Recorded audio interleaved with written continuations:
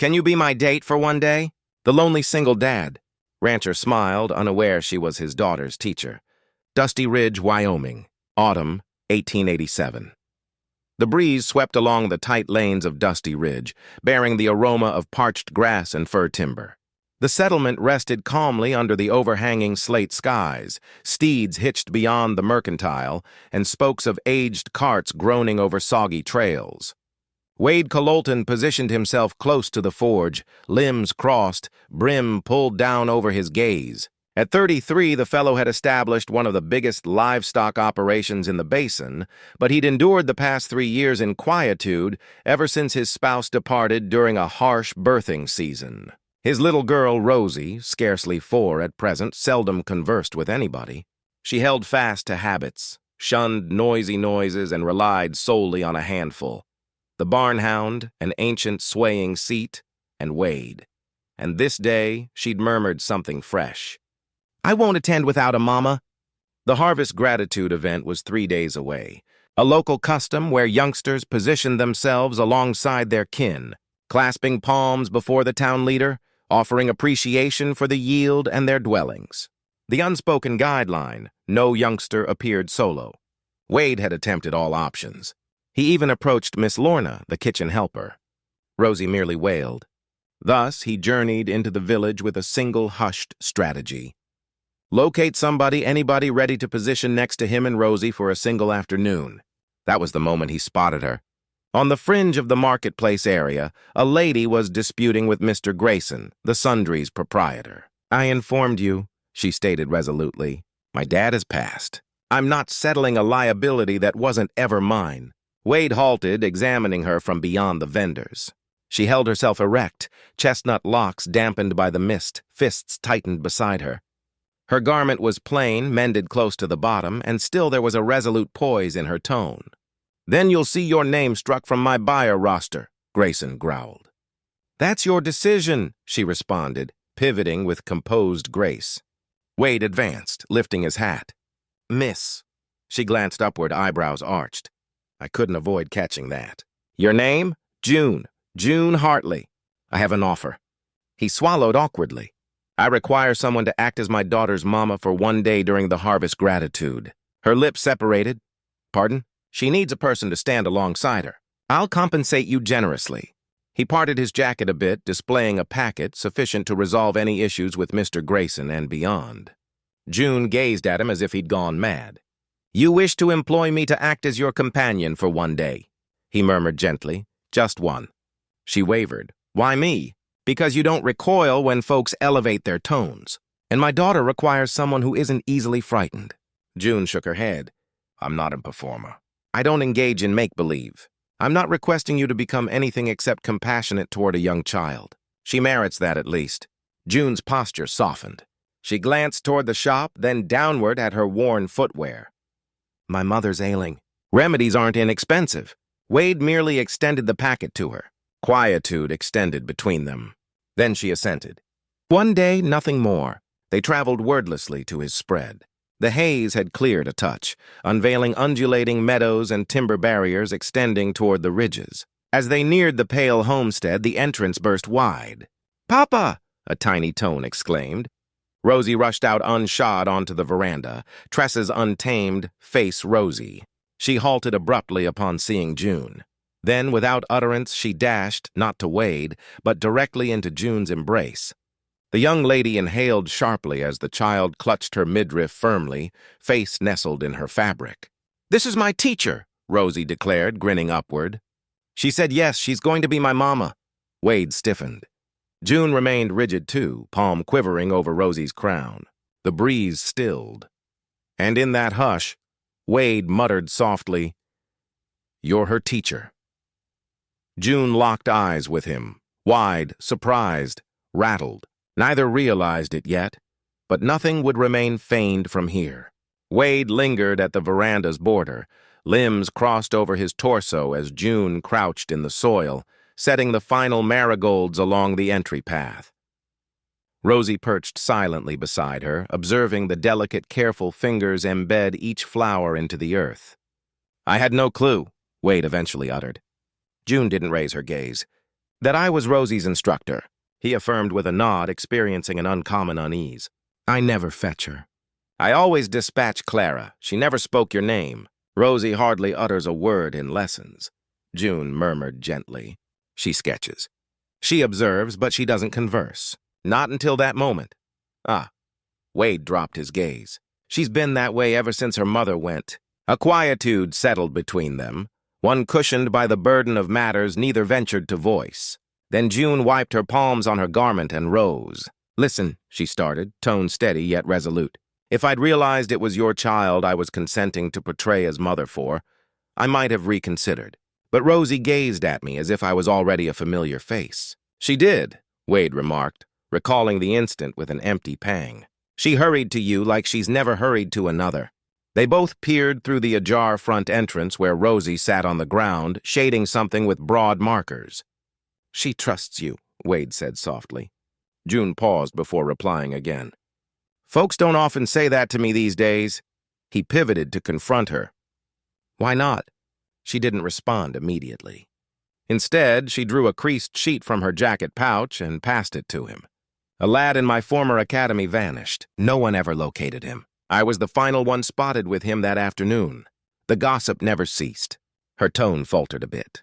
I was exonerated, but not in their view. Wade examined the sheet. An aged Gazette snippet with her image and a title that knotted his gut. June averted her gaze. So I departed the metropolis, arrived here. I convinced myself I could vanish into rural quiet. Then Rosie appeared in my classroom. Wade creased the sheet deliberately, his expression inscrutable. And you remained, even after everything. I didn't arrive to mend anything, she answered. I simply wanted to inhale. That nightfall, the heavens shifted to lilac as the sun descended beyond the faraway slopes. The trio occupied the front veranda, Wade buffing a horseshoe, June doodling in a journal, Rosie nestled next to her with an illustrated tome. Rosie yanked on June's cuff and presented her a sketch. A lopsided dwelling, a line figure donning a cap, a lady with flowing locks, and a tiny girl amid them. My family, Rosie stated, her tone scarcely louder than a breath. Wade's grip halted mid-buff. June regarded the image for an extended period before murmuring, That's lovely, Rosie. Is that me? Wade inquired tenderly. Rosie affirmed. And that's you? She addressed June. June grinned, her neck constricted. I'm flattered. Later that evening, Wade loitered in the corridor. The fragrance of spice and fresh loaf wafted from the cooking area, an odor absent for years. June had persisted in baking alongside Rosie, claiming it would serve as an enjoyable method to aid with tactile ease.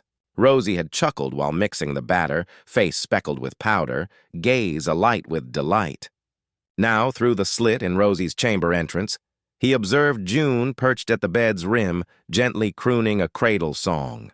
Rosie reclined, coiled beneath a coverlet, eyelids drifting closed. June's fingers tenderly smoothed her tresses. For a prolonged instant, Wade stayed still. He sensed it then. Not the obligation that had burdened him for ages, not the vacant hush of sorrow, but something alarmingly soft.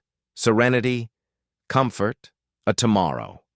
In that serene area brimming with Rosie's steady respiration and the mild aroma of spice, Wade understood this marked the initial occasion in 3 years that his dwelling, his spirit had resembled a home once more. The dawn of the harvest gratitude emerged vivid and brisk, the amber glow cascading over the waving knolls and grazing the rooftops of Dusty Ridge with gentle heat. Chapel chimes tolled afar as villagers hurried along the primary thoroughfare, adorning stands, toting pastry dishes, fastening amber bows to timber stakes. It was an occasion designed for kin, and all were aware. That was what rendered the McKenna family's entrance so astonishing. June descended from the cart, clad in a humble fabric gown, the hue of illuminated grain. The edge skimmed just beyond her footwear, and a gentle wrap embraced her frame. Rosie had selected the attire from the closet at the ranch that morn, declaring plainly, "This appears like a mom outfit." Wade extended his palm to assist June down, then hoisted Rosie carefully into his grasp.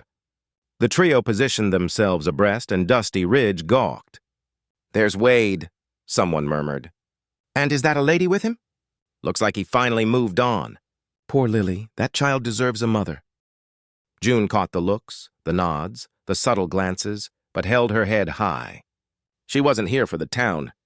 She was here for Rosie, and the way the little girl clung to her hand made her forget every whisper. They walked together into the town square. Rosie tugged at June's sleeve, pointing toward a booth where children were dipping strings into melted sugar and corn syrup. "Candy corn?" June asked, smiling.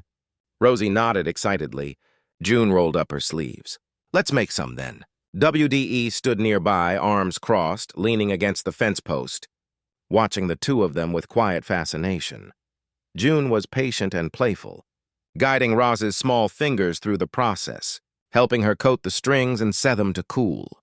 Rosie giggled, her cheeks sticky with sugar, and never once let goof June's hand. "Look at her," came a voice beside Wade.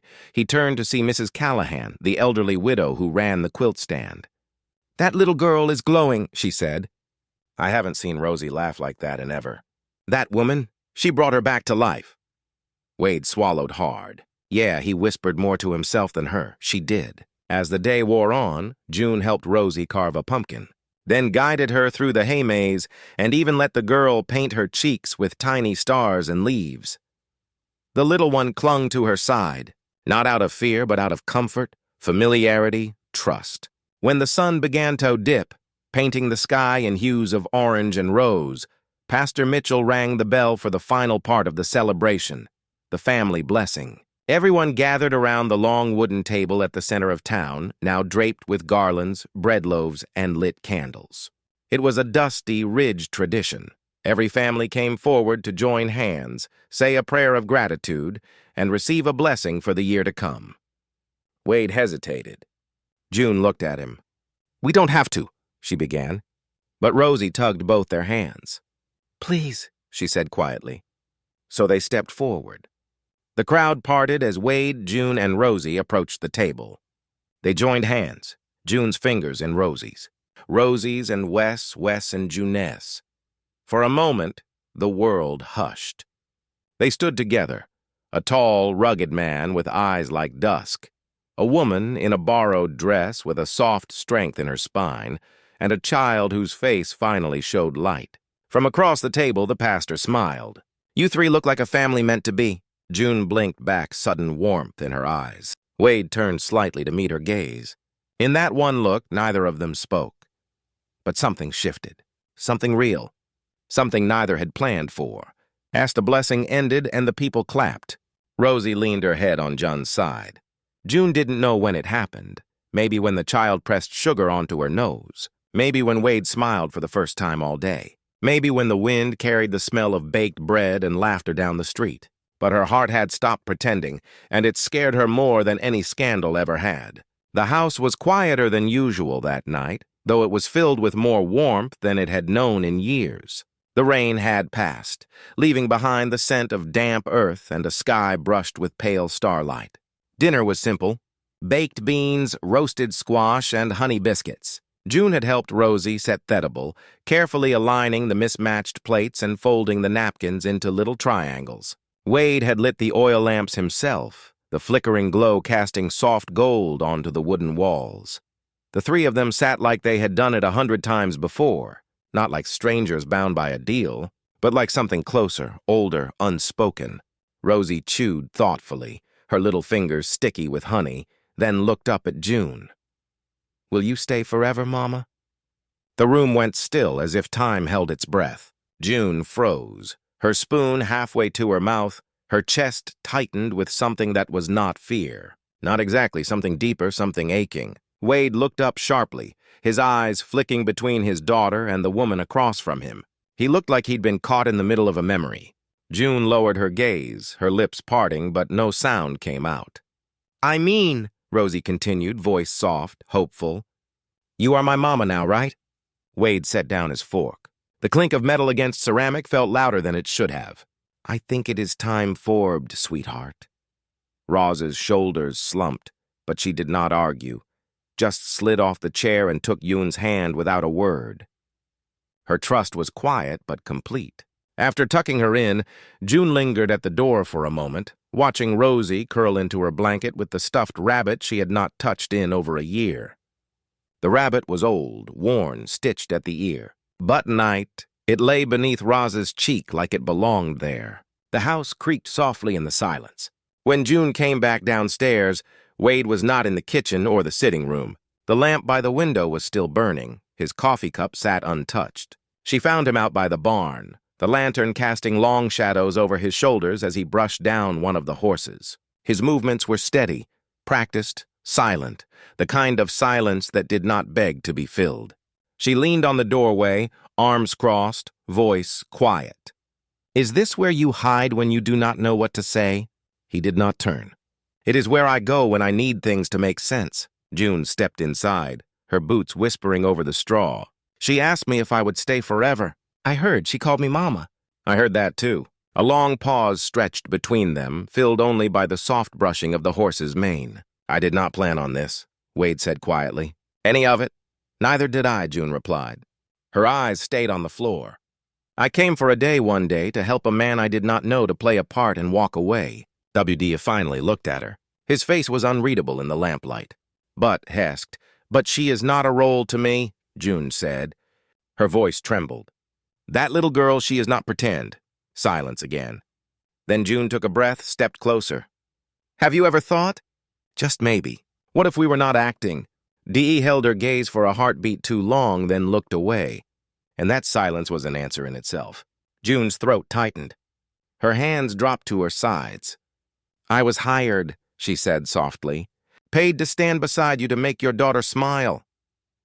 She looked toward the house, toward Rosie's window, glowing faint behind the curtains like a lighthouse flickering through fog. But she does not deserve confusion or broken promises or another person walking away. She met Wade's eyes one last time, her own, full of unspoken grief.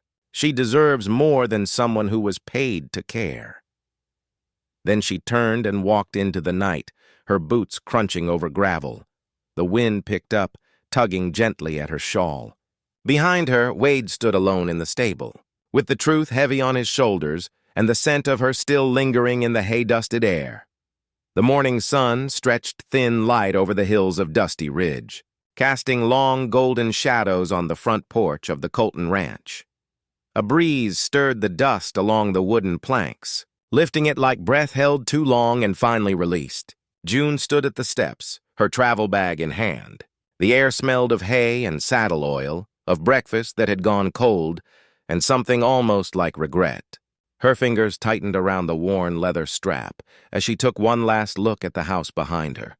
The creaky screen door, the porch swing that had not swung in years, the little window where Rosie had once waved goodnight, sleepy-eyed and smiling.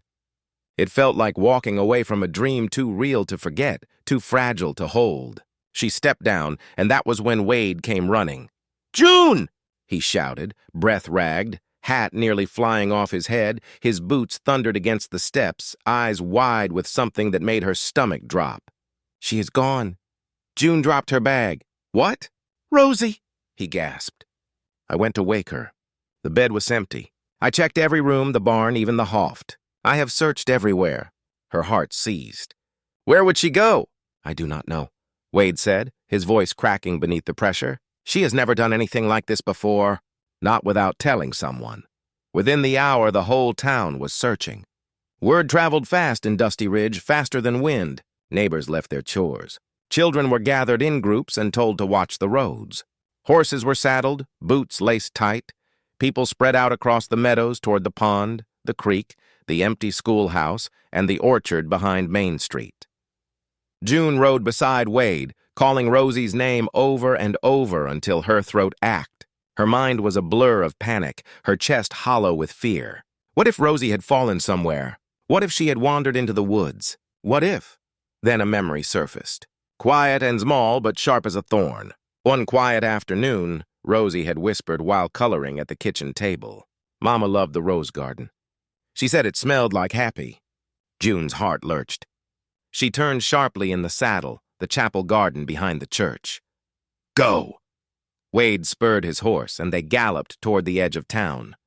Past the wooden fences and the rusted gate, behind the overgrown chapel wall was the once tended rose garden, now wild and tangled with memory. There, curled up between blooming red and gold roses, was Rosie. Her tiny arms wrapped around her knees, her dress was stray with dirt, her face buried, her shoulders shaking. June was off her horse before it stopped, running through thorns and petals. "Rosie!" she cried, falling to her knees. The little girl looked up. Her eyes were swollen, her cheeks blotched. "You left," Rosie whispered. "I woke up and you were not there." "Too!" June's heart cracked.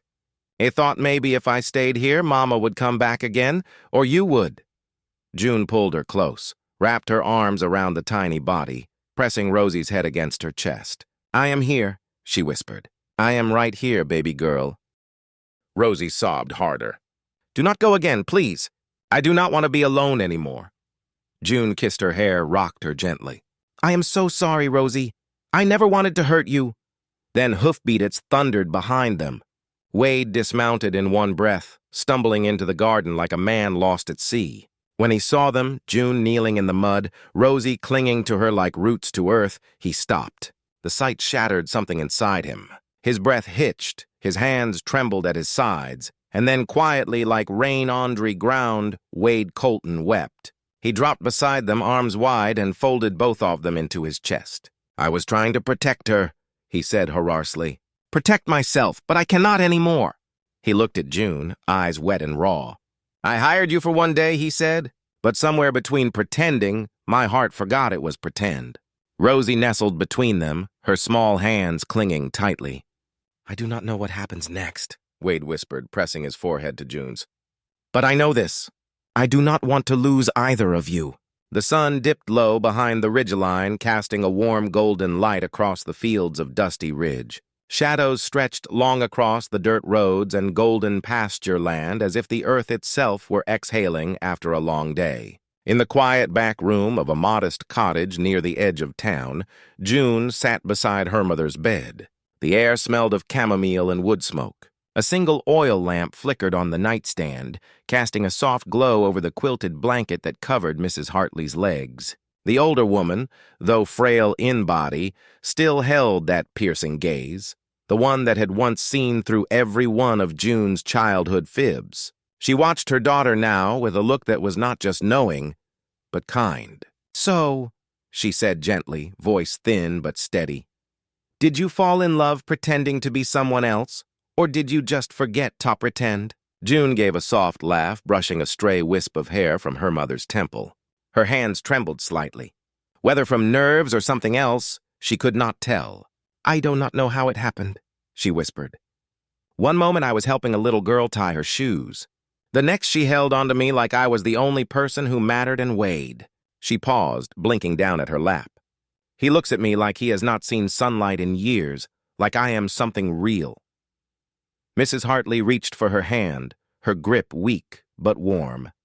"Then what are you waiting for?" she asked. "If that little girl sees you, really sees you, and that man does too, is it not time you saw yourself that way?" June swallowed hard. "I was only supposed to help them for a day," she murmured. "Nothing more. I promised myself it would just be that, a favor, a kindness. Now it feels like my heart refuses to leave." Mrs. Hartley's eyes softened. "You have spent too long making decisions out of fear," she said. "It is time you chose something because you love it, not because it is safe." That night, June rode back to the ranch. The wind tugged at her shawl as her horse trotted the familiar trail beneath a sky blooming with stars. The porch light was still on. Rosie's tiny boots sat by the door, muddy and askew. Her crayon drawings were stuck to the windows, one in particular showing a stick-figure family. A tall man with a hat, a woman in a dress, and a little girl in between, all holding hands under a giant yellow sundae. June stood at the threshold, heart pounding, and knocked. Wade opened the door. His shirt was wrinkled, his eyes tired, but they lit up when they saw her. Still, he said, "Nothing, not yet." "I cannot do it anymore," June said softly. WDED's brow furrowed. "Do what?" "Pretend," she replied. "I cannot pretend this is just a job or that it was just for one day. I cannot smile and walk away like it was all some script." Wade stepped back instinctively, giving her space. But June stepped forward. I do not want to be a role in your life, she said. I want to be real. I want to stay, but not because you need someone to play mother. Because I want to belong somewhere, because I want this to be mine, too. Wade's breath caught. For a long moment, he said nothing. Then slowly, he reached for her, one hand finding her cheek, the other resting gently at her waist. You do not have to act like her mother, he whispered. You already are. June's eyes filled. Since the first time she hugged you, Wade added, I knew. They stood there in silence, the world narrowing to one quiet breath, then another. Outside, the wind carried the scent of hay and apple blossoms. Inside, something shifted, not like an ending, but like a beginning. The next Sunday morning, the people of Dusty Ridge gathered in front of the white chapel, sunlight streaming through cotton clouds. The townsfolk whispered, casting glances toward the man stepping up the wooden steps of the old podium. Wade Cololton, boots dusted, shirt neatly pressed, eyes steady. Behind him stood June, hands gently resting on Rosie's shoulders. I have something to say, Wade began, voice firm but calm. You all know me as the man who keeps to himself, the widower hour, the rancher, and until recently that was enough. He looked toward June, his expression softening. But this woman, he continued, she was supposed to be here for a day, and in just one day she brought life back to a house that forgot how to laugh. A hush fell over the crowd. She is not my guest. She is not someone passing through. She is not pretend. June is family. If you have questions about who she is to me and to Rosie, this is your answer. He took Yun's hand in his clear and proud. She belongs in this town as much as I do, maybe more. The people murmured, then clapped slowly, then all at once. Mrs. Bramble, the baker's wife, stood up and smiled through her tears. We have not seen Rosie smile like that since, well, ever. From that day on, Dusty Ridge no longer whispered behind their backs. They waved when June passed by on her way to the schoolhouse. They offered extra pie crusts and firewood. When June planted a new rose bush outside the ranch, folks stopped to admire it. When Rosie learned to say thank you loud enough for a storekeeper to hear, the entire town seemed to take pride. At home, June helped Wade patch the leaky roof, hammering alongside him, while Rosie handed up nails from a bucket. In the kitchen, they made cinnamon biscuits together. June showed Rosie how to knead. Wade taught her how to count eggs, and by dusk, flour dusted everyone's noses. And when Rosie spelled out family in wooden blocks on the floor, June hugged her tight. Uday leaned in the doorway, arms crossed, heart full. He had hired a woman for one day, but now that day had become a home, and June, once running from everything she'd lost, was finally choosing something to stay for. The sun had just crept above the horizon, casting golden streaks across the autumn fields of Dusty Ridge. The scent of hay and distant pine danced in the breeze. On the front porch of the Cololton Ranch, June stepped out with a tray of warm biscuits.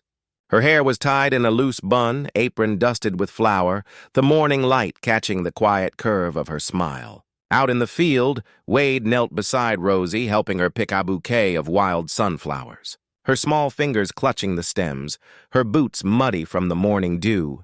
June called out softly. Breakfast is ready. Ode looked up and smiled.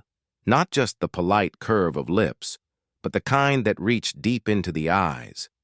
He stood, brushing off his hands, then reached for Rosie's free one. Together they walked up to the porch. Wade stopped in front of June, his daughter at his side, and took her hand gently. I asked you for one day, he said, voice low, rough with meaning. But every day since I've wished it was more. He took a breath, steady and sure. Can you be my family forever? June blinked, tears already forming.